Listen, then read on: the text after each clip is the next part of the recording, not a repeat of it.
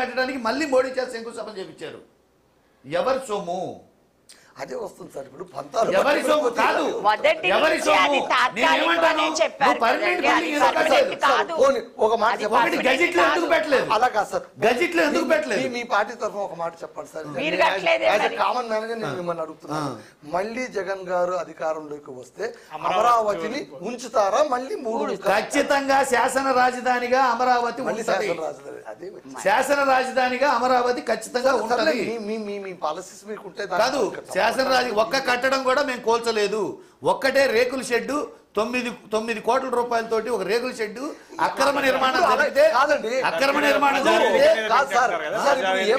ఇప్పుడు ఏమైపోతుందంటే అంటే ఎందుకో చంద్రబాబు నాయుడు గారు ఆగారు, నాకు సంతోషం అనిపించింది. ఇప్పుడు జగన్ గారు వచ్చిన 2వ రోజే దాన్ని కూలగొట్టారు. ఓకే, ఆయన ఏమో అనుకున్నారు, అందరికి చెప్పారు, కూలగొట్టారు. నేనేమనుకున్నానంటే విశాఖ కొండ పైన కట్టేది కూడా ఈయన కూలగొడతారు పోతే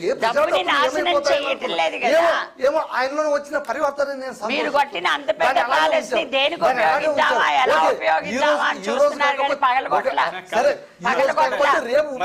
మీరు అన్నదానికి యాడింగ్ అంటే మీరు అన్నదానికి చేర్పుగా ఒక మాట చెప్తాను. రేవంత్ రెడ్డి గారు కూడా ప్రతిపక్షంలో ఉన్నప్పుడు కాంగ్రెస్ పార్టీ పిసిసి అధ్యక్షుడు ప్రగతి భవన్ ఉస్మానియా ప్రగతి భవన్ ఉస్మానియా హాస్పిటల్ చేస్తాం, ఇంకోటి చేస్తాం సెంట్రల్ జైలు చేస్తాం ఇట్లా అన్నాడు. కానీ అధికారంలోకి వచ్చిన తర్వాత ఏం చేశారు? దాన్ని అదే ప్రభుత్వంలో హైదరాబాద్ కథ ముఖ్యమంత్రులు మంత్రులు రమణ గారు మీరు ఒకటి గమనించండి, తెలంగాణలో హైదరాబాద్ పరిస్థితి వేరు, ఆంధ్రప్రదేశ్ రాజధాని పరిస్థితి అక్కడ కొత్త సంసారము, ఇక్కడ ఇది పాత సంసారమే. ఆల్రెడీ భవనాలు ఉన్నాయి. ఇక్కడ మీరు ఇప్పటికీ మీరు తన్నాడుకుంటారు, కడుపు నిండిన బేరం ఇది, అక్కడ కడుపు మండిన బేరం. మీకు అర్థం చూస్తుంటారు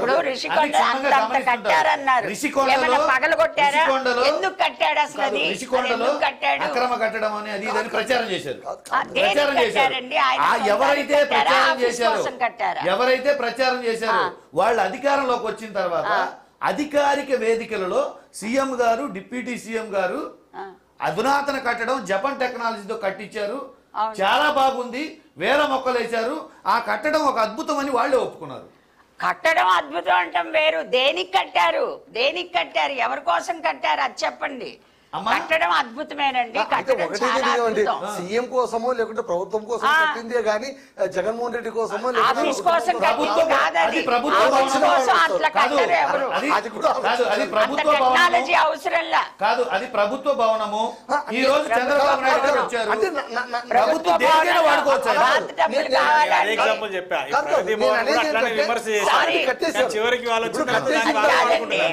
ప్రభుత్వ భవనానికి బాత్ టబ్బులు కావాలా? ప్రభుత్వ భవనంలో స్నానాలు చేస్తున్నారా? ఎక్కడ చేస్తున్నారు? ఏ రాష్ట్రంలో చేస్తున్నారు? చెప్పండి. బాత్రూములు కట్టుకుంటారు కానీ బాత్ టబ్బులు పెట్టుకోరు. చెప్పొద్దండి. సంథింగ్ అభివృద్ధి అనేది ఒక్క రోజులో జరగదు. ఆ బిల్డింగ్ ని ఏం చేయబోతున్నారు చెప్పండి, ఏం చేయబోతున్నారు అన్నది లెట్ దెమ్ థింక్. ఇప్పుడు ముందు అభివృద్ధిలో పాలు పంచుకుంటున్నారు, ఏదో చేయాలనుకుంటున్నారు, అప్పులు తెస్తున్నారు. ముందు రాజధాని, అసలు మనకి సంపద సృష్టిస్తామని అధికారంలోకి వచ్చి సంపద సృష్టిస్తామని అధికారంలోకి వచ్చి గత ప్రభుత్వము జగన్మోహన్ రెడ్డి గారు అప్పులు పాలు చేశారని చెప్పి ఈ ప్రభుత్వం వచ్చిన తర్వాత ఈ రాష్ట్ర ఆర్థిక మంత్రి ఆయన పయ్యావుల కేశవ్ గారు శాసనసభ సాక్షిగా 3,39,000 కోట్ల రూపాయలు జగన్ గారు అప్పు చేశారని చెప్పేసి ప్రకటించారు. తర్వాత ఈ సంవత్సర కాలంలో ఈ ప్రభుత్వము 1,59,000 కోట్ల రూపాయలు అప్పు చేసింది. అంటే 5 ఏళ్లలో జగన్మోహన్ రెడ్డి గారు చేసిన దాంట్లో ఒక్క సంవత్సరంలోనే 40% అప్పు చేశారు. మీరు 40% ఒక్క సంవత్సరంలో అప్పు చేశారు. ఓకే, చేశారు. ఏం కట్టారు? ఏమి ఇచ్చారు ప్రజలకి? ఒక్క సంక్షేమ పథకం ఇవ్వలేదు, ఒక్క ఇటుక పేర్చలేదు. ఈ 1,59,000 కోట్ల రూపాయలు అసలు ఏమైనాయి? సంపద సృష్టిస్తాము, అధికారం అప్పు చేయడం తప్పు అన్నారు మీరు. సంపద సృష్టిస్తామని అధికారంలోకి వచ్చారు. సంవత్సర కాలంలో 5 ఏళ్ల కాలంలో చేసిన అప్పులు కాదండి, అప్పులు ఏ మొత్తం ప్రభుత్వం అయినా మీద చేస్తుంది. ఇక్కడ అదే జరుగుతుంది. చెయ్యండి, తెలంగాణలో కూడా అదే జరగదండి. జరుగుతుంది. ఆ 10 ఏళ్లలో ఇంకా జరిగాయి. దానికి వడ్డీలు కట్టడానికి సరిపోతుంది. అప్పులు లేనిది జరగదు. పంచాయతీ చివరికి ఏమైపోయిందంటే ఆంధ్రప్రదేశ్ నువ్వెంత అప్పు, నేనెంత ఎవరికి అప్పు. ఇష్టం లేదు. నాకు అట్లా అనిపిస్తుంది, నాకు ఫ్రస్ట్రేషన్ వస్తుంది. ఆంధ్రప్రదేశ్ మీరు అట్లా అనొద్దండి. ఎంతమంది చెయ్యి వేస్తే అది పైకి లేయాలి. ఏమండి ఒక మాట మీరు అట్లా అనొద్దు. ఒక చిన్న మాట. లేపాలి దాన్ని. ఒక్క మాట బ్రహ్మాండంగా మీరు లేపాలి. అట్లా అనొద్దు. మీరు అట్లా అనొద్దు. భవనాలు కట్టి 17 మెడికల్ కాలేజీలు వస్తే 5 పూర్తయితే పూర్తయిన వాటికి సీట్లు కేటాయిస్తే మేము నడపలేమని ప్రభుత్వ కాలేజీలో మెడికల్ సీట్లు కాలేజీలు మేము నడపలేమని సీట్లు వెనక్కి పంపించాడు చంద్రబాబు నాయుడు గారు. అభివృద్ధి విద్య ద్వారా సాధ్యం, అది అందరూ ఒప్పుకునే సత్యం. అభివృద్ధి విద్య ద్వారా సాధ్యం. వైద్య విద్య అనేది చాలా ముఖ్యం. వైద్య విద్య చాలా ముఖ్యం. ఇప్పటికీ చాలా ఓట్లు ఆంధ్రప్రదేశ్ కు ఉన్న ఏ రాష్ట్రానికి లేని వసతి ఆంధ్రప్రదేశ్ కోస్టల్ ఏరియా. భారతదేశంలో ఆంధ్రప్రదేశ్ కు ఉన్నంత కోస్టల్ ఏరియా వేరే ఏ రాష్ట్రానికి లేదు. అలాంటిది పోర్ట్లు తెచ్చి డెవలప్ చేస్తుంటే పోర్ట్లు దేనికి మనం అభివృద్ధి చెందాలంటే ట్రాన్స్పోర్ట్ మెయిన్. అతి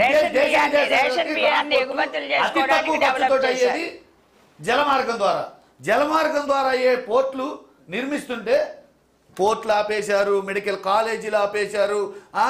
ప్రాథమిక పాఠశాల దగ్గర నుంచి ప్రభుత్వం చదువుకోవడానికి ఎటువంటి అవకాశం లేకుండా ప్రభుత్వ పాఠశాలలో ఇంగ్లీష్ మీడియం టోఫెల్ ఎత్తేశారు, ఐబీ క్లర్క్లను తీసేశారు. ఎందుకు చేస్తున్నారంటారు? ఇప్పుడు చంద్రబాబు నాయుడు ముఖ్యమంత్రిగా కొత్త కాదు, పరిపాలన కొత్త కాదు, మరి ఎందుకు చేస్తున్నారంటారు? ఆయన మీరు మంచి పనులు చేశారని మీరు చెప్తున్నారు.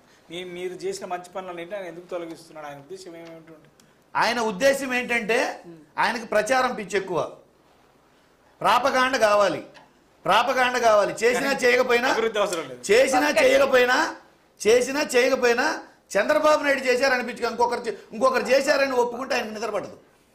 హైటెక్ సిటీ ఇంకొకరు చేశారని చెబితే ఆయనకి నిద్ర పడదు. హైటెక్ సిటీ లాగా ఆయన నిద్ర పడదు. ప్రాపగాండ అవసరం, చూడండి, అబద్ధం గ్రాఫిక్ అవసరం, ప్రాపగాండ అవసరం. మేము చాలా అభివృద్ధి సంక్షేమ కార్యక్రమాలు చేశాము. మేము చాలా కళ్ళెదురుగా ఇవాళ చిటికేసి చెప్తానండి. చిటికేసి చెప్తాను. మీరు ఏ గ్రామానికైనా వెళ్ళి చూడండి, సచివాలయం ఉందా లేదా చెప్పండి. ఏ గ్రామానికైనా వెళ్ళి చూడండి, ఆర్బీఐ కేంద్రం ఉందా లేదా చూడండి. ఏ గ్రామానికైనా వెళ్ళి చూడండి, హెల్త్ సెంటర్ ఉందా లేదా చూడండి. ఇంతకు ముందు చంద్రబాబు నాయుడు గారు 3 సార్లు ముఖ్యమంత్రి అయినప్పుడు ఎక్కడైనా ఏ గ్రామంలో ఇవి ఉన్నాయా? ఇప్పుడు గ్రామ సచివాలయం వైసీపీ అది ప్రభుత్వ కార్యాలయం కదా, వాటికి జవాబు నేను చెప్తానండి.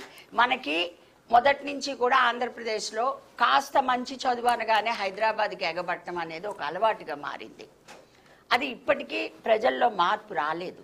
దానికి తగ్గట్టుగా అంత అభివృద్ధి అమరావతిలో జరిగి అంత డెవలప్ అయితే then the parents will accept. వాళ్ళు వద్దు అని వేకెన్సీలు అలాగే ఖాళీ సీట్లు ఉంటే ఎలా మెయింటైన్ చేస్తుంది యాజమాన్యం? మనం అనుకుందాం. అమ్మ ఒక చిన్న మాట అమ్మ, మీరు అధికారంలోకి వచ్చారు, ఎట్లాగూ మీరు ఏం చేసినా సంపూర్ణ కాలంలో మీకు పూర్తి మెజారిటీ ఉంది, మీరు అధికారంలో కొనసాగుతారు, మేము కాదనట్లేదు. మా విన్నపం ఏంటంటే ప్రజల యొక్క సమస్యల్ని, ప్రజల యొక్క వ్యతిరేకతను మీరు గమనించండి. మీకు ఒక ఎగ్జాంపుల్ చెప్తాను. నిన్న మీరు ఒక పక్క కేసులు, ఒక పక్క అక్రమ అరెస్టులు ఇవన్నీ జరుగుతున్నా